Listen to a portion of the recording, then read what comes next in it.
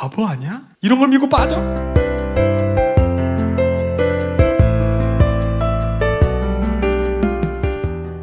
딱 7개월 센터를 다 마쳤어요. 다 마치고 졸업증, 입교증을 작성하고 온 날 저녁이었어요. 집에 들어갔는데 아주 녹초였어요. 저는 센터 공부가 힘들어서. 근데 부모님 표정이 별로 안 좋았어요.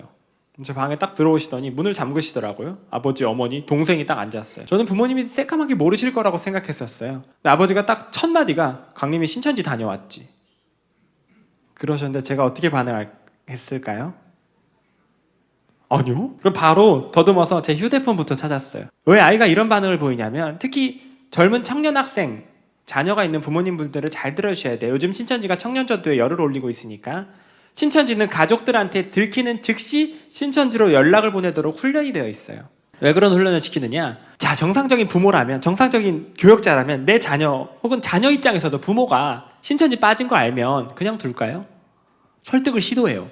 왜 그런 데를 갔어? 막 집안이 뒤집어지고 울음바다가 돼요. 하지만 아무리 설득해도 이 아이가 하루 3시간씩 7개월을 배웠어요. 못이 박혀 있어요, 교리가. 그걸 뽑아내야 돼요. 안 그럼 못 나오거든요.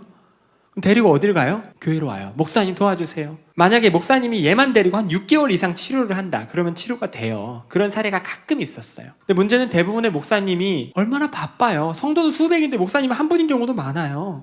그럼 목사님께서 정말 많은 시간을 내주셨을 때 2-3시간 성경을 펴서 좋게 좋게 이야기하시죠. 문제는 이 아이가 7개월 동안 외운 구절만 한 200개 돼요. 목사님 이거 신천지 교리 설명해 주세요. 이것도 못 해주면서 목사님 맞습니까? 막 방방 떠요. 매뉴얼이 심어져 있어요. 부모님도 옆에서 보다가 놀라고 목사님도 놀라요.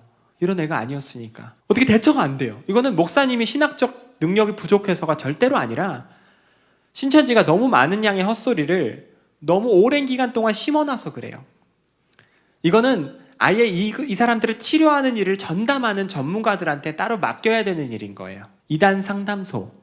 전국에 11군데 있다 그랬죠. 사실 한 500군데 필요해요. 사실은 대부분 부모님들은 안타깝지만 그때가 돼서야 상담소가 있다는 걸 알게 돼요. 상담소에서 일을 하고 있으면은 응급실 같아요. 밖에서 으악 이래요. 나가보면은 신천지 아이가 부모님 손잡고 왔다가 상담소인 줄 처음 한 거예요.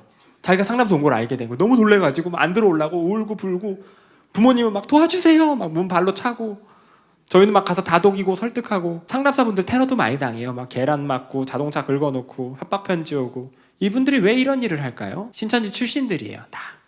저도 그렇고. 안타까워서 그런 일을 시작한 거예요. 이분들은 신천지 교리 허점을 책으로 낸 분들이에요. 이만희 교주가 숨기고 싶어하는 불법 자료들, 이만희 교주 내연녀 여자친구 8번 바뀐 내용들, 동영상까지 다 쌓아놨어요. 이걸 보여줘요. 이걸 보다 울어요. 놀래가지고. 짧으면 하루 만에 치료돼요. 길어봤자 3주에서 한 달. 치료율이 95% 정도 돼요. 그럴 수밖에 없는 게 사람이 만들어낸 교리라 아주 기반이 잘못됐어요. 오류투성이죠.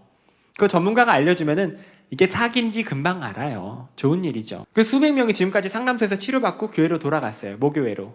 병원 같은 거예요. 좋은 일이죠. 문제는 신천지 입장에서 이 상담소가 얼마나 싫을까요? 사람들이 상담소만 가면 안 돌아. 그래서 상담소를 뱀소굴이라고 가르쳐놨어요. 상담사들은 독사다. 상담사의 말을 들으면 영혼이 독에 물려 죽는다. 이렇게 20만이 배웠어요. 저도 그렇게 배웠었어요. 신천지에서 예배를 드리는데 누가 안 나와요. 갑자기 누가 자리가 비어있어요. 이 사람 어디 갔어요? 그랬더니 주변에서 막 분위기가 막 싸해요. 야, 그 사람 상담소 가서 못 돌아왔대. 막 분위기가 막 흉흉한 거예요. 그러면 가족들이 신천지 빠진 사람한테 신천지 가자 이러면 이 사람이 어떻게 반응할까요? 생각보다 심하게 반응할 때가 있어요. 핥히고 물어뜯어요. 상하수 가려고 하면 손을 물어뜯어요.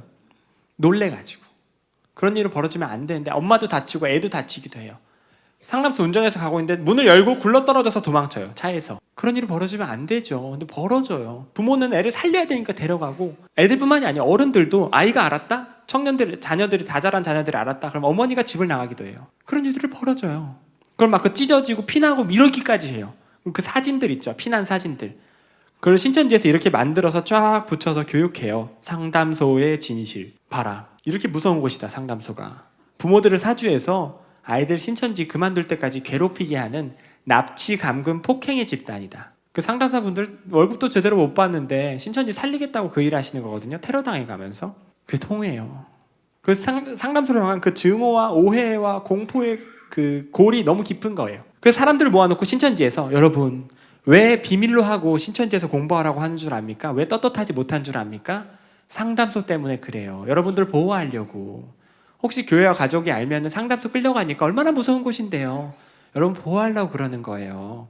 혹시 가족들이 알면 우리한테 바로 연락을 줘요. 우리가 보호해 줄 수 있게 라고 훈련이 되어 있어요. 그래서 저희 아버지가 그날 저녁에 강림이 신천지 다녀왔지 물어봤을 때 제가 휴대폰부터 찾은 거예요. 없어졌어요. 제 휴대폰이. 아까까지 있었는데. 당황스럽더라고요. 동생 것도 없고 부모님 것도 없고 두리번거리는데 저희 아버지가 저를 앉혀두시고 강림이가 신천지 다닌다는 걸 알고 있었어. 여러 가지로 알아봤는데 상담소라는 곳이 있대. 신천지 문제를 도와줄 수 있다는데 부탁인데 상담 한 번만 받을까? 그러셨을 때 그 당시에 저는 상담소라고요? 뭐 이랬어요. 올 것이 왔구나. 제가 어떻게 반응했냐면 뛰쳐나가려고 그랬어요. 집을 나가려고 그랬는데 집 문이 자물쇠로 잠겨 있었어요. 못 나가고 화장실에 뛰어가서 창문을 열었어요. 뛰어내리려고. 2층이었거든요. 그 정도면 살만하죠.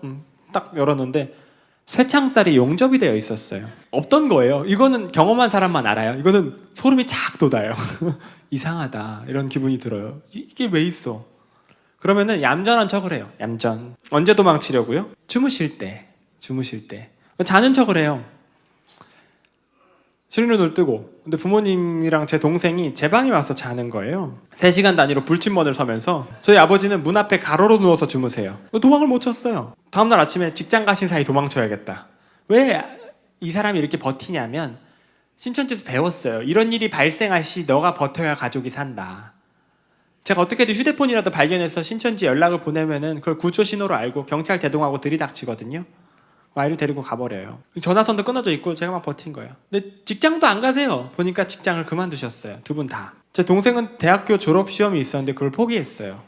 근데 가족들이 이제 다 버리고 저 설득하겠다고 그렇게 한 거예요. 저 설마 시장은 가시겠지 이런 생각도 했어요. 먹고 살 게 있어야 되니까. 근데 베란다를 이렇게 딱 열었는데 쌀포대와 라면, 막 계란, 반찬 이게 쌓여 있었어요. 전쟁 준비를 하신 거예요. 어떻게 이러실 수 있었냐면 이 사건이 있기 3개월 전에 제가 신천지에 빠졌다는 걸 미리 아셨어요. 신천지 탈퇴자가 제보해서. 같이 신천지에서 그 당시 공부하던 자매가 있었는데 이 자매가 신천지가 잘못된 줄 알고 나가버렸어요. 센터 생활하는데.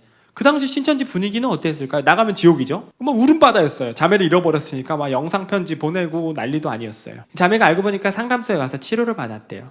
그리고 저를 제보한 거예요. 부모님이 그 전화를 받았을 때 믿을 수 없었다고 그래요. 아들이 신천지입니다.